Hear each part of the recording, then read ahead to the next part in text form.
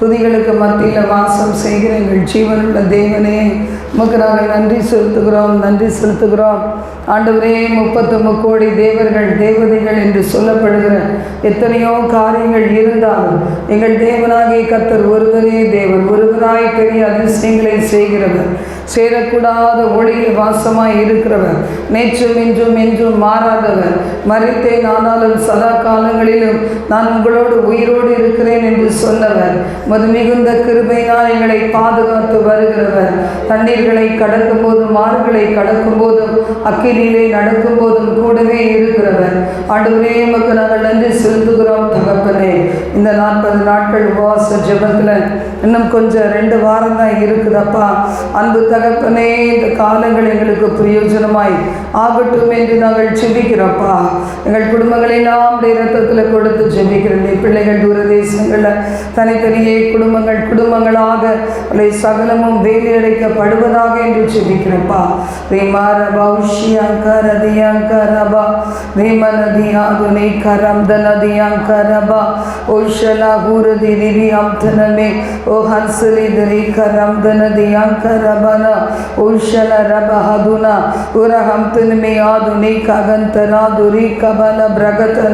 இந்த நாளை முழுமையாய் நீர் ஆண்டவரை பொறுப்பெடுத்துக்கொள்ளும். ஆண்டவரே, இந்த வினாடி துவங்கி நாங்கள் எல்லாம் முடித்து வீடுகளுக்கு ஆண்டவரே இந்த ஜெப நேரம் முழுவதும் எங்களோடு இருந்து நாங்கள் வீடுகளுக்கு போய் ஆண்டவரை இளைப்பாறும் நேரம் வரைக்கும், நன்றி சொல்லி இளைப்பாறும் நேரம் வரைக்கும் கிருபை எங்களை விட்டு விலகாதிருக்க ஜெபிக்கிறோம். எங்களை ஆண்டவரை சிலுவை நிழலில் மறைத்து கொள்ளும். நீங்கள் மாத்திரம் மகிமைப்படும். ஆண்டவரே, எங்களோட தங்கிய இயேசுவின் நாமத்தில் ஜெபிக்கிறோம் ஜீவனுள்ள நல்ல பிதாவே. ஆமென், ஆமென். இஸ்ரவேலின் ஜனமே என்றும் இடறிட வேண்டாம், யெகோவாவும் தெய்வமானா ஏதும் பயம் வேண்டாம், யெகோவாவும் தெய்வமானா ஏதும் பயம் வேண்டாம். ஓங்கும் புயமும் பலத்த கரமும் உன் பக்கமே உண்டு, ஓங்கும் புயமும் பலத்த கரமும் உன் பக்கமே உண்டு, தாங்கும் கிருபை தயவு இரக்க தாராளமாய் உண்டு, தாங்கும் கிருபை தயவு இரக்க தாராளமாய் உண்டு. இஸ்ரவேலின் ஜனமே என்று இடறிட வேண்டாம், யெகோவாவும் தெய்வமானா ஏதும் பயம் வேண்டாம், யெகோவாவும் தெய்வமானா ஏதும் பயம் வேண்டாம். பார்வோன் கைக்கு விடுத்து மீட்ட பஸ்கா ஆட்டுக்குட்டி, பார்வோன் கைக்கு விடுத்து மீட்ட பஸ்கா ஆட்டுக்குட்டி, ஆறும் மோசே என்னும் நல்ல ஆசாரியருண்டு, இஸ்ரவேலின் ஜனமே என்றும் இடறிட வேண்டாம், யெகோவாவும் தெய்வமானால் ஏதும் பயம் வேண்டாம், யெகோவாவும் தெய்வமானால் ஏதும் பயம் வேண்டாம். செங்கடலில் வழி திறந்த சீயோனாயகனே, செங்கடலில் வழி திறந்த சீயோனாயகனே, பங்கமின்றி பாலைவனத்தில் பராமரித்தாரே, பங்கமின்றி பாலைவனத்தில் பரமரித்தாரே. இஸ்ரவேலின் ஜனமே என்று இடறிட வேண்டாம். யெகோவாவும் தெய்வமானார் ஏதும் பயம் வேண்டாம். யெகோவாவும் தெய்வமானார் ஏதும் பயம் வேண்டாம். ஹல்லேலூயா. எங்கள் துணையா எங்கள் தெய்வமா இருக்கிறவருக்கு நன்றி செலுத்துகிறோம். அப்பா மை துதிக்கிறோம். இந்த நேரத்தை எங்களுக்கு ஆசீர்வதியும். ஆண்டவரே, ஆதிகாலத்து பரிசுத்தவான்களை அருமையாய் நடத்தினது போல அதே வல்லமையுடைய தேவன் எங்கள் நடுவில் இருந்து எங்களையும் நடத்தி கொண்டு வருகிறதற்காக நாங்கள் கொடானு கொடியாய் நன்றி செலுத்துகிறோம். ரீமாபரண மௌஷ்யா கரதியா ஹந்துது ஹஸ்லி துரி கரம்துனா ஹம்துனி மிரஹஷ்யா துரி கபலபா. உங்களையே எங்கள் கண்கள் நோக்கி கொண்டு இருக்கிறதப்பா. இந்த நாளுக்குரிய மன்னாவை கொடுத்து எங்கள் உள்ளத்திலே தங்கியிருந்து எங்களை நடத்துவீராக, எங்களோடு பேசுவீராக, இடைப்படுவீராக. இயேசு கிறிஸ்துவின் நாமத்தில் ஜெபிக்கிறோம் எங்கள் ஜீவனுள்ள நல்ல பிதாவே. ஆமென், ஆமென். நாம் யார் என்கிற தலைப்பில் நாம் தேவ செய்தியை ஒவ்வொரு நாளும் தியானித்து கொண்டே வருகிறோம்.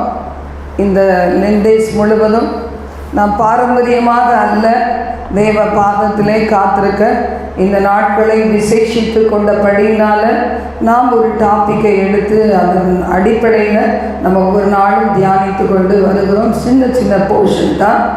இந்த நாளில் நாம் யார்? காரிய சித்தி உடையவர்கள்.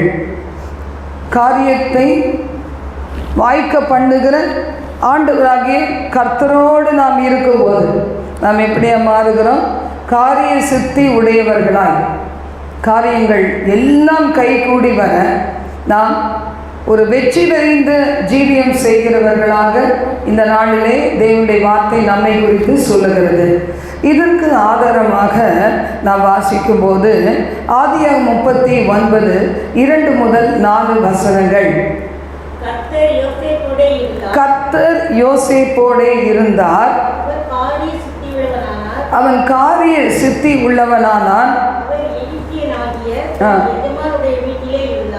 அவன் தன் எஜமானாகிய எஜமானுடைய வீட்டிலே இருந்தான். கர்த்தர் அவனோட கூட இருக்கிறார் என்றும்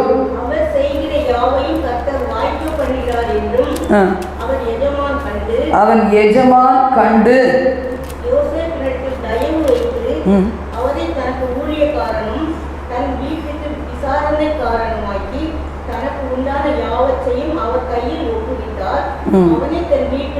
அவனை தன் வீட்டுக்கும் தனக்கு உண்டான எல்லாவற்றிற்கும் விசாரணைக்காரன் ஆக்கினது முதல் கொண்டு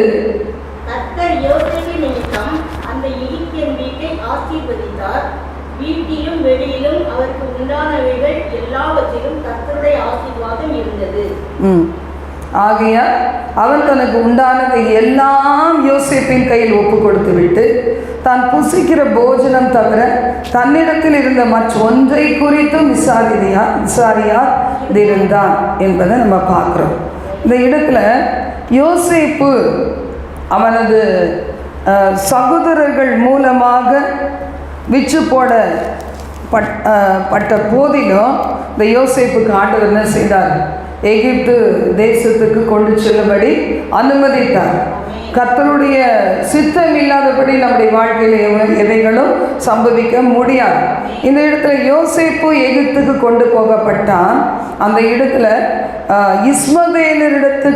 இடத்திலிருந்து இந்த போத்திபார் என்னும் எகிப்து தேசத்தான் அவனை விலைக்கு வாங்கினானாம். விலைக்கு வாங்கப்பட்ட யோசேப்பை விட்டு ஆண்டவர் போனாரா? இல்லவே இல்லை. யோசேப்பு சிறு பிள்ளையாக இருப்பது முதல் கர்த்தர் அவனோடு கூட இருந்தார். சின்ன பிள்ளையிலேயே நல்ல சொப்பனம் காணுகிற வரத்தை தேவன் கொடுத்திருந்தார். சொப்பனத்தை கண்டு அதை கள்ளம் கபடம் இல்லாத படிக்கு தன்னுடைய சகோதரர்களுக்கு சொல்லி தன்னுடைய பேரண்ட்ஸுக்கு சொல்லும்போது அவன் என்ன செய்தான்? சகோதரர்களால் பகைக்கப்பட்டான். இதெல்லாம் நமக்கு நல்லா தெரியும். இந்த இடத்துல அந்த அதிநிமித்தமாக இவன் எப்படியோ உயிர் பழைச்சதே பெரிய ஒரு காரியம். அடுத்தது, இப்படி விற்று போடப்பட்ட இந்த யோசேப்போட கர்த்தர் இருந்தார். கர்த்தர் இருந்தால் நம்ம கூட நிறைய பேர் சொல்லுவோம், என் கூட கர்த்தர் இருக்கிறாரு, என் கூட கர்த்தர் இருக்கிறாருன்னு. தவறு செய்கிறவங்க கூட சொல்லுவாங்க பாருங்கள், என் கூட கர்த்தர் இருக்கிறாரு, உனக்கு தெரியுமா? அது ஜாக்கிரதையாக இருந்துக்கோ. மிரட்டுறவங்க கூட இருப்பாங்க, கர்த்தர் இருக்கிறாரு. ஆனால் ஆண்டவர் சொல்கிறாரு, என் நாமத்தை வீணில் நீங்கள் வழங்கவே கூடாதுன்னு சொல்கிறாரு. ஆனால் நிறைய பேருக்கு அது தெரியுறதில்லை. என்ன செய்வாங்க? கர்த்தரை எப்பவுமே தொடங்கி கூப்பிடுவாங்க. இதில் பார்க்குறோம், கர்த்தர் யோசேப்போடு இருந்தால் அவன் காரிய சித்தி உள்ளவன். ஆனால் நம்ம கூட கர்த்தர் இருந்தால் இங்கே தூங்குவோமா? சர்ச்சில் என்ன செய்ய மாட்டோம்? தூங்கவே மாட்டோம். காரிய சித்தி. இன்னைக்கு எதுக்கு வந்திருக்கிறோம்? ஏன் உபவாசத்திருக்கோம்? ஏன் ஜெபத்தில் வந்திருக்கிறோம்? இத்தனை வெயிலுக்கு நடுவில் ஏன் நம்ம வீட்டில் இல்லை? ஏன் லிங்கில் வராமல் நேராக வந்திருக்கிறோம்? ஒரு விஷயம் நம்ம என்ன செய்யணும்? யோசித்து பார்க்கணும். ஏதோ ஒரு வாஞ்ச விருப்பம் என்னை இங்கே தள்ளிட்டு வந்திருக்குமானா நான் எப்படி இருக்கணும்?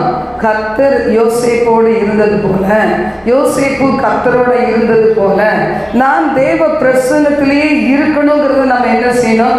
வாஞ்சிக்க வேண்டும். இந்த இடத்துல அந்த எஜமான் இதையெல்லாம் பார்த்தாராம். யோசேப்போடு கர்த்தர் இருக்கிறார் என்பதை பார்த்தார். சில பேருக்கு ஆசை என்ன, நம்மக்கிட்ட ஏன் வீட்டு சாவியே கொடுத்துட்டு போக மாட்டேங்கிறாங்க? அப்படி தானே, வீட்டு சாவியை கொடுத்துட்டா நான் செய்ய மாட்டேன்னா வேலையெல்லாம்.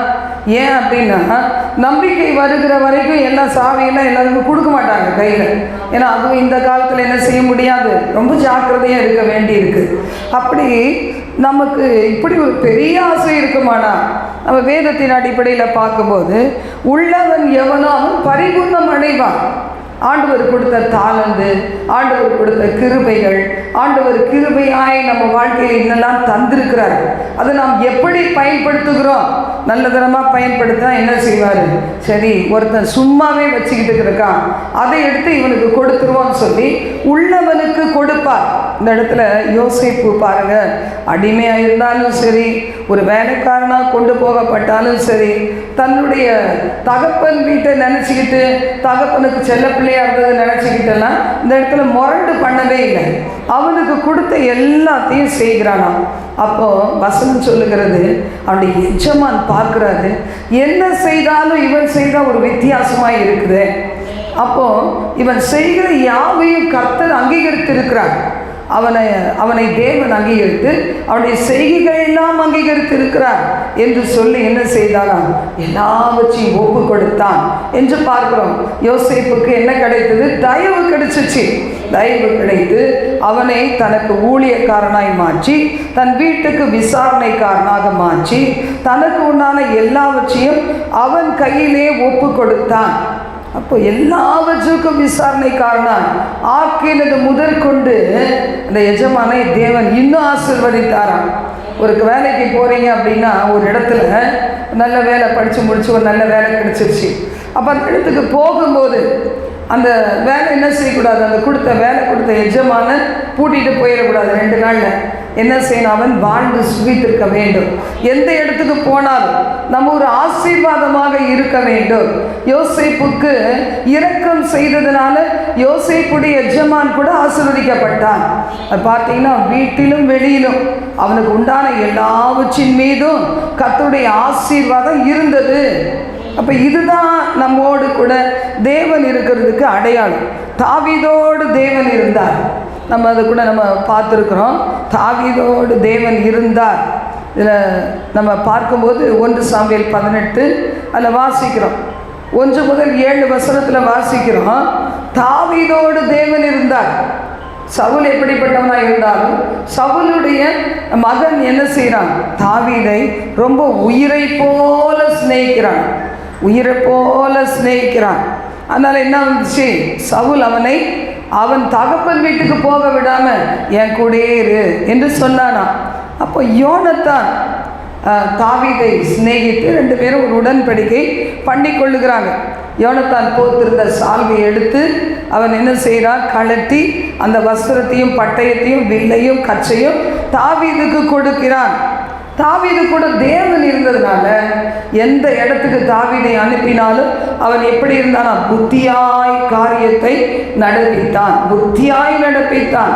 சவுல் அவனை யுத்த மனுஷர் எல்லாரு மேலேயும் அதிகாரியாய் ஆக்கினான் அப்படின்னு பார்க்குறோம். அவனுக்கு எல்லாரும் ரொம்ப அவனை பார்த்தா எல்லாருக்கும் பிடிச்சு போயிடுது. அவன் என்ன செய்கிறானா? எல்லா ஜனத்தின் கண்களுக்கும், சவுலுடைய ஊழியக்காரரின் கண்களுக்கு கூட அவன் எப்படி இருக்கானா? ரொம்பவும் பிரியமாக இருந்தானா. தாவீது ஜனங்களையெல்லாம் ஜெயிச்சு வரான். இஸ்ரவேலின் சகல பட்டணத்திலிருந்து அந்த ஸ்திரீகள் என்ன செய்கிறாங்க? சவுல் கொண்டது 1000, தாவீது கொண்டது 10,000. இதெல்லாம் பார்த்த உடனே சவுலுக்கு தாவீது மேலே என்ன உண்டாகிறது? பொறாமை வருது. அவன் தான் ஒப்பு கொடுத்தான் பொறுப்புகளை.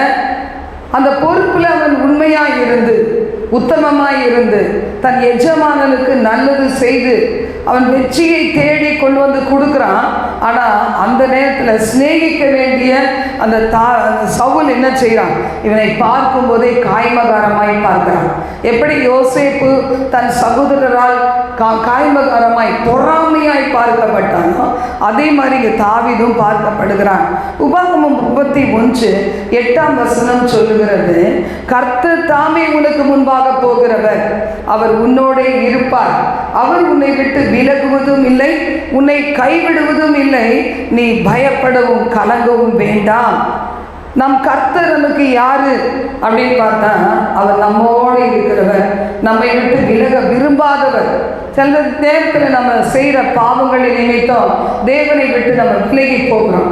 ஆனால் ஆண்டவர் ஒரு நாள் நம்மை விட்டு விலகுவதற்கு விருப்பம் இல்லாதவர்.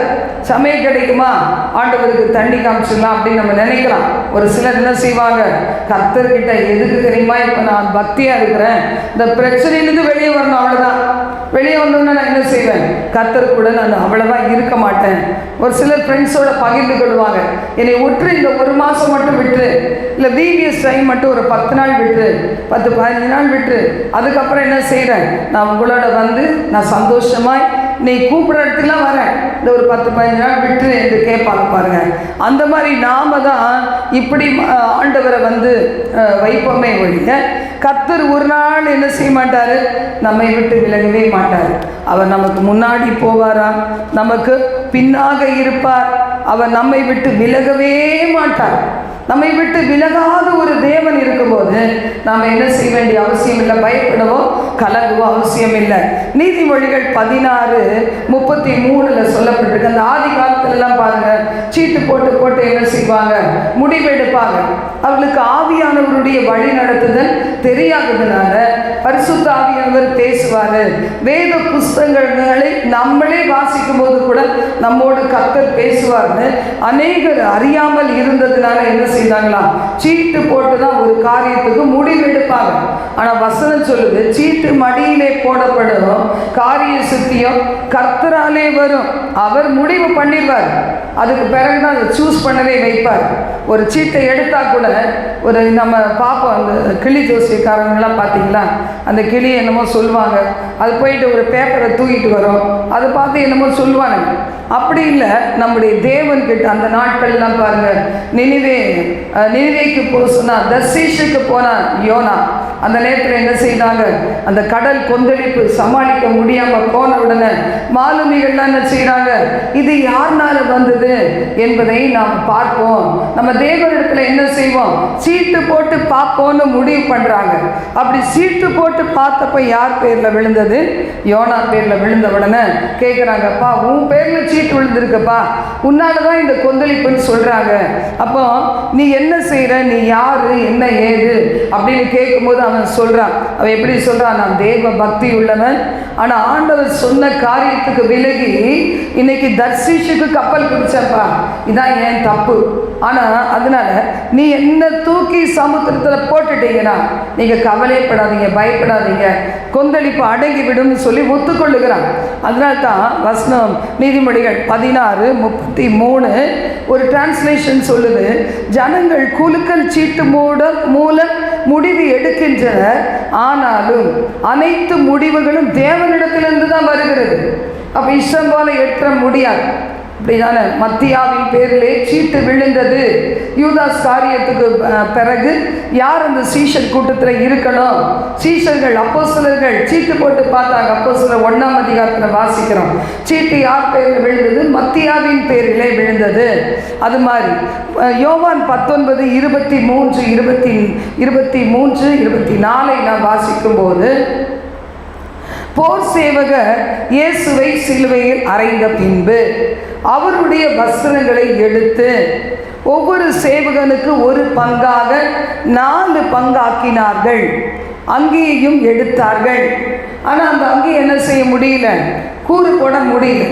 இந்த அங்கியை பிச்சிட்டோம்னா யாருக்குமே உதவாமல் போயிடும். ஏன்னா அந்த அங்கி எப்படி இருந்தது என்று நாம் பார்க்கும்போது அது சொல்லப்பட்டிருக்கு, தையலே கிடையாது, மேலே தொடங்கி முழுவதும் நெய்யப்பட்டதாய் இருந்தது.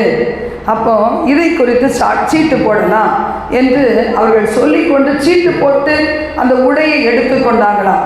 அப்போ எதற்காக இது நடந்தது அப்படின்னா, வேத வாக்கியம் நிறைவேற்றப்படத்தக்கதாக, தீர்க்க தரிசனங்கள் நிறைவேற்றப்படத்தக்கதாக என் வஸ்திரங்களை தங்களுக்குள்ளே பங்கிட்டு என் உடையின் பேரில் சீட்டு போட்டார்கள் என்கிற வார்த்தை நிறைவேறத்தக்கதாக இப்படி நடந்தது என்பதை நம்ம பார்க்கிறோம். அப்போ இந்த நாளில் அந்த காலத்தில் சீட்டு போட்டு செலக்ட் பண்ணாங்க. இந்த காலத்தில் நாம் செய்கிற காரியம் ஒரு நல்ல வெற்றியாக இருக்கிறது எதன் மூலம் கண்டுபிடிக்கப்படும் அப்படின்னு சொன்னால், கர்த்தரை நம்மோடு வைத்துக் கொள்வதின் மூலமாக, கர்த்தர் நம்மோடு இருப்பதின் மூலமாக. எந்த சூழ்நிலையிலையும் நம்ம ஆண்டவரை இழந்துடக்கூடாது. என் ஆண்டவர் மட்டும் எனக்கு போதும் என்று சொல்லுகிறவர்களாக இருக்கணும். இன்னைக்கு கர்த்தருக்கு நல்லா தெரியும் நம்ம மாய்மாலமாக சொல்கிறோமா இல்லைன்னா நம்ம எப்படி சொல்கிறோம். இந்த பார்வோன் எத்தனையோ அடிமைகளை பார்த்துருப்பான். அடிமையாக கொண்டு வரப்பட்ட பிள்ளைகள் எல்லாம் மேய்த்திருப்பான். எல்லாரையும் பற்றி அவனுக்கு நல்லா தெரியும். ஆனால் ஒரு வித்தியாசமாக இந்த யோசேப்பு இருக்கிறானே, அவன் வந்த நாள் முதல் நம்முடைய காரியங்கள் எல்லாம் சக்ஸஸ் ஆகுதே. இதுதான் பார்த்தீங்கன்னா ஒரு எஜமானுக்கு, ஒரு ஊழியக்காரங்க கூட சபையில் ஒரு சில பொறுப்பு கொடுக்கும்போது அந்த பொறுப்பில் அவங்களை நிறுத்தின பிறகு எப்படி இருக்கணும்? அந்த சபை வளர்ந்து கொண்டே இருக்கணும். இவர்கள் மூலமாக சபை வளருகிறது அவங்க பார்க்கணும். ஒரு சண்டே கிளாஸ் ஊழியமோ யூத் ஊழியமோ இல்லை மற்ற எந்த சின்ன சின்ன பொறுப்புகள் கொடுத்தாலும் அந்த பொறுப்பில் இவர்களை வைத்த நாள் முதல் இந்த சபை வளர்ச்சி அடைகிறது, ஊழியம் வளருகிறது, புதிதான ஆத்துமாக்கள் சபைகளில் வராங்க, ரொம்ப நல்லா செய்கிறாங்க.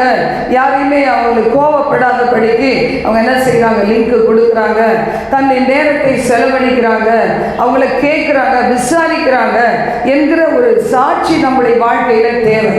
இங்கே மைக்கு பிடிச்சி சொல்லுகிற காரியம் கிடையாது.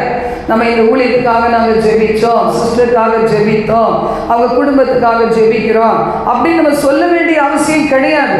அது ரிசல்ட்லேயே தெரியும் அந்த ஊழியம் வளருகிறதா. நம்முடைய குடும்பத்தில் கூட பாருங்கள், நம்முடைய பிள்ளைகள் எங்கே போனாலும் ஆசீர்வாதமாக இருக்கிறாங்களா என்று யோசித்து பார்க்கணும். சில பேருக்கு வேலைகள் போயிடும், அநேக சந்தர்ப்பத்தில் வேலை இழக்கக்கூடிய சூழ்நிலைகள் வரலாம். ஆனால் ஆண்டவர் இந்த வேலையை போகிறதுக்கு முன்னாடி எந்த இடத்துல அவங்க வேலை பண்ணிக்கிட்டு இருந்தாங்க, எந்த தொழிலை பண்ணிக்கிட்டு இருந்தாங்க, அவங்க எத்தனை அங்கே உத்தமமாக இருந்தாங்க, அதை பார்த்து என்ன செய்வார் கர்த்தர்?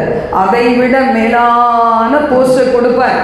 இது என்ன நேரம்? ஆவியில் நிரம்புற நேரமா, வார்த்தை கேட்குற நேரமா? வார்த்தை கேட்குற நேரம். வார்த்தை கேட்குற நேரத்தில் ஆவியிலே நிரம்பிட்டு இருந்தா அந்த ஆவி சரியான ஆவி கிடையாது. வார்த்தை கேட்கும்போது ஆவியானவர் ஜனங்களுக்கு நடுவில் மொத்தமாக இறங்குவார், அது வேற விஷயம். ஆனால் வேத வசனத்தை கேட்குற நேரத்தில் என்ன செய்யணும்? காது கொடுத்து கேட்கணும். அப்போ தான் நம்முடைய ஆண்டவர் நம்முடைய விண்ணப்பங்களுக்கு வேண்டுதலுக்கு செவி கொடுத்து அவர் கவனித்து கேட்பார், உற்று கவனிப்பார் என்று வேதம் சொல்லுது. இந்த நேரத்தில் நம்ம விருப்பப்படியே இருந்துக்கிட்டு ஜெப நேரத்தில் எனக்கு அதை தாரோம் இதை தாரோம் அப்படின்னு கேட்டால் எப்படி ஆண்டவரால் நம்முடைய வாழ்க்கையில் நமக்கு பதில் கொடுக்க முடியும்? இன்னைக்கு ஆண்டவர்கிட்ட என்ன வேண்டாம்? ஒரு மாய்மாலம் வேண்டாம். இது உள்ளபடி வந்தால் போதும். ஆயக்காரன் உள்ளபடியே வந்தால் பரிசேயன் என்ன செய்யறான்? தகுதி நான் தகுதிப்படுத்தி கொண்டேன், என் ஆண்டவர்கிட்ட வந்தால் நான் ரொம்ப ரொம்ப பெர்ஃபெக்ட் அப்படின்னு சொல்லி வந்தான். ஆனால் அவன் வந்தபடியே போனான். எப்படி வந்தானோ உட்கார்ந்தான், அவன் பாட்டில் போனான். ஆயக்காரன் என்ன செய்தானா, கர்த்தருடைய இரக்கத்தை பெற்று போனான். பரிசுத்தத்துக்கு என்ன இல்லை, அளவே கிடையாது. பரிசுத்தத்துக்கு நான் பரிசுத்தமாக இருக்கிறேன், கதவு கூட்டிகிட்டு இருந்தால் உள்ள பரிசுத்தமாக இருக்கிறேன். ஆனால் 4 பேரோட சேரும்போது, மற்ற ஒரு 10 பேரோட பழகும் போது நான் எப்படி இருக்கிறேன், அதில் தான் நம்முடைய பரிசுத்தம். அதில் என்ன செய்யணும், அது நிரூபிக்கப்பட வேண்டும். யோசேப்பு பார்த்தீங்களா, அந்த ரங்கத்தில் பாவம் செய்யக்கூடிய சூழ்நிலை வந்த போதும் தனிமையிலே தேவனை தன்னோடு வைத்து கொண்டார். நான் இந்த கர்த்தருக்கு பயப்படுகிற ஒரு மனுஷன் ஆண்டவர் என்னை எப்படிலாம் நேசித்திருக்கிறார், அவருக்கு விரோதமாக இந்த பொல்லாத இந்த பெரிய துரோக செயலை நான் செய்வது எப்படி அப்படின்னு சொன்னார் பாருங்க. அதுதான் ஒரு மனுஷனுடைய வாழ்க்கையினுடைய உண்மை தன்மை. வெளியில் எல்லாரும் பார்க்க கொஞ்ச நேரம் நல்லவங்களா இருக்குது, பெருசு கிடையாது. ஆனால் அந்த ரங்கத்திலே நமக்கு சூழ்நிலை வரும்போது லஞ்சம் வாங்காமல் இருக்கிறோமா, பரிதானம் வாங்காமல் இருக்கிறோமா, குற்றமற்றவர்களுக்கு விரோதமாய் கூட்டம் கூடி பேசாமல் இருக்கிறோமா, திட்டங்கள் போடாமல் இருக்கிறோமா, மறைவிலே சூழ்ச்சி பண்ணாமல் இருக்கிறோமா, நம்மை நம்புனவர்களுக்கு துரோகம் பண்ணாமல் இருக்கிறோமா, தனியாய் விடப்படும் போது பரிசுத்தத்தை காத்து கொள்ளுகிறோமா, நான் ஜெபிக்கிறேன் என்று சொல்லிட்டா அந்த ஜெபம் பண்ணுகிறதுல உண்மை உள்ளவர்களாக இருக்கிறோமா. கர்த்தர் அதை தான் பார்க்கிறார். பாருங்க, நம்ம யாரு என்று சொன்னா காரிய சித்தி உடையவர்கள். அப்போஸ்தலர்கள் காலத்துல கூடி ஜெபிக்கிறாங்க. அவங்க ஜெபித்த இடம் என்ன செய்தது, அசைந்தது என்று பார்க்கிறோம். அப்படி கூடி ஜெபிக்கிறோமா தேசத்துக்காக?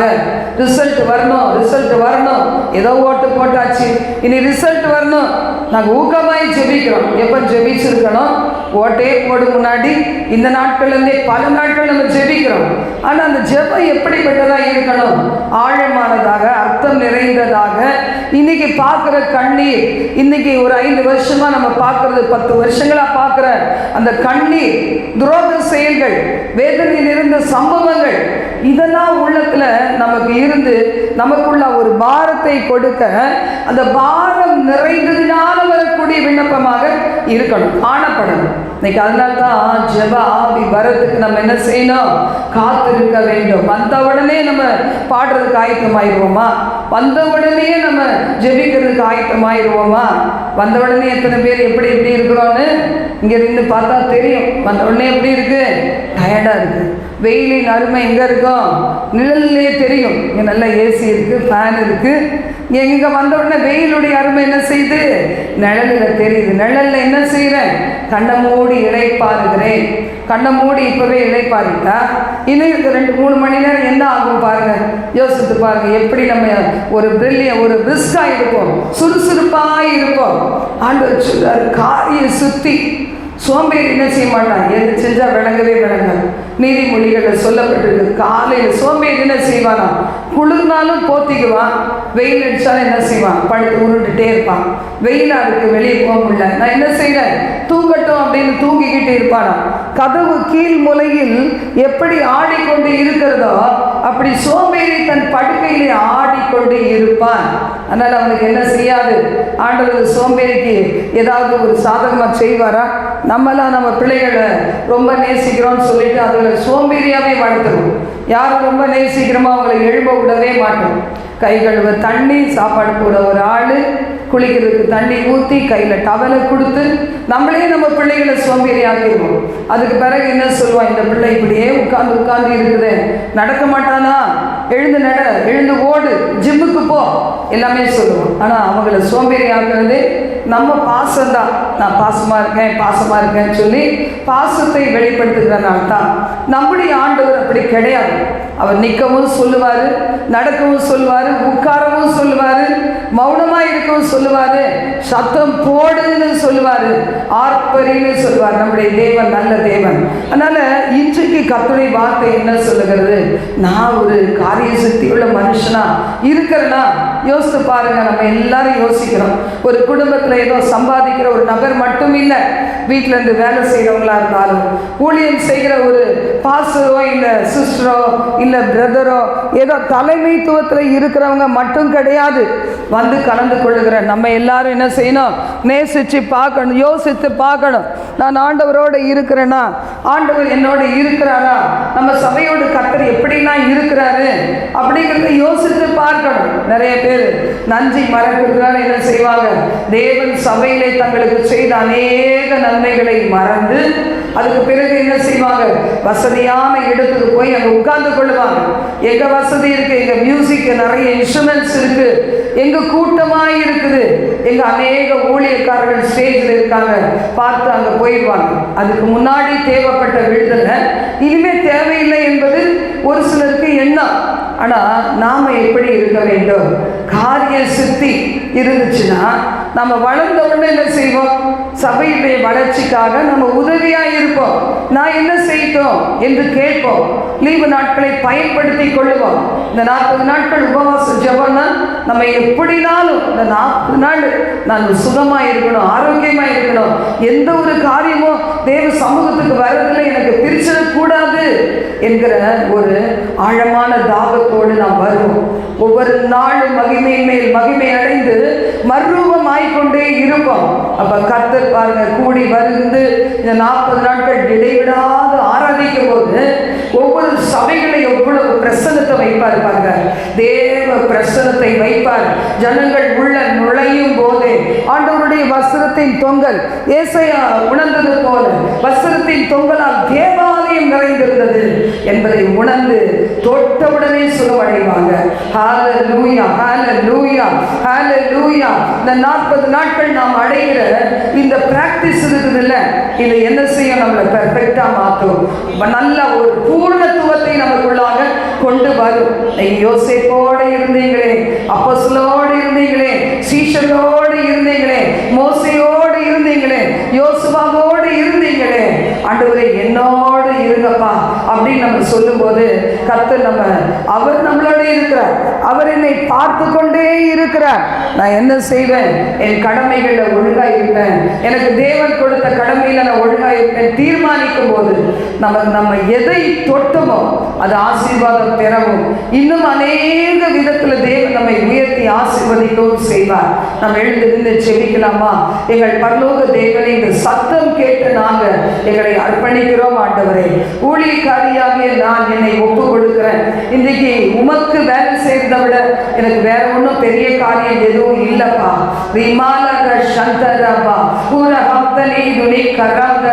என்ன போல எத்தனையோ பிள்ளைகள் தங்கள் கடமைகள் எல்லாம் முடித்துவிட்டு என்ன போல ஆண்டவரை தனித்து இருக்கலாம். ஒருவேளை குடும்பத்தில் இருந்தாலும் உங்களுக்கு இதெல்லாம் தெரியாது, நாங்கள் பார்த்துக்கிறோம் என்று சொல்லி தள்ளப்பட்ட நிலைமையில இருக்கலாம்.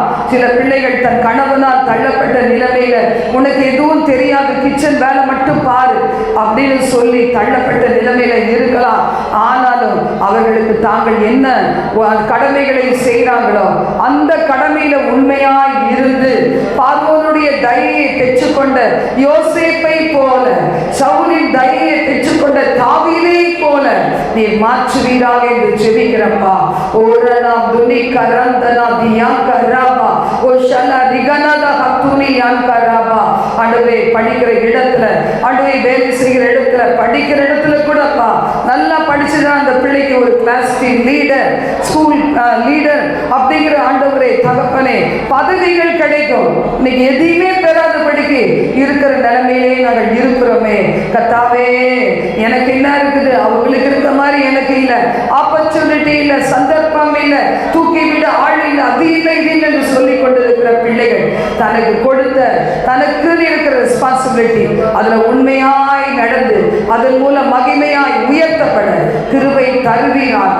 ஆண்டவரே, கொஞ்சத்திலே உண்மையாய் இருக்கிறவனை அநேகத்தின் பேரில் அதிகாரியாக்குவேன் என்று சொன்னீங்களே, அந்த உண்மையை தார், அந்த உண்மையை தார், அந்த பெர்ஃபெக்ட்னஸ் எங்களுக்கு தாரும்.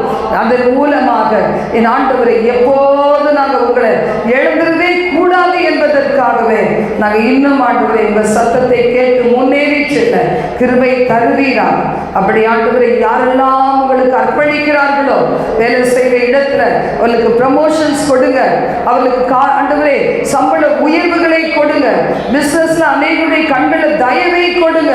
ஆண்டவரே, நாங்கள் வாழ்கிற பகுதிகளில் அநேகருடைய தயவை பெற்று, ஊழியம் செய்கிற இடங்கள் அநேகருடைய தயவை பெற்று முன்னேறி செல்ல கிருபை தருவீராக. கர்த்தாவே, எங்களோடு கூட தங்கிடும், ஒவ்வொருவரையும் அணைத்துக் கொள்ளும், ஆசீர்வதியும், பெரிய காரியங்களை செய்வீராக. எங்களோடு கர்த்தர் இருக்கிறீர் என்கிற ஜீவனுள்ள சாட்சிகள் எப்பக்கமும் எழும்புவதாக. ஒவ்வொரு தேசத்துல, உலக நாடுகளில் பல பகுதிகளில் இந்த செய்தியை கேட்கும் போது அவர்களுக்கு இப்படி ஜீவனுள்ள சாட்சிகள் எழும்பட்டும் என்று செபிக்கிற, அவர்களை குறித்த சாட்சிகள் எழும்பட்டும். ஒரு நம்பிக்கை கொடுப்பீராக, ஆசீர்வதிப்பீராக, பெரிய காரியங்களை செய்யும். எல்லா துதியும் கனமகிமையும் ஒருவருக்கே செலுத்துகிறோம். இயேசுவின் நாமத்தில் செபிக்கிறோம் பிதாவே. ஆமென், ஆமென்.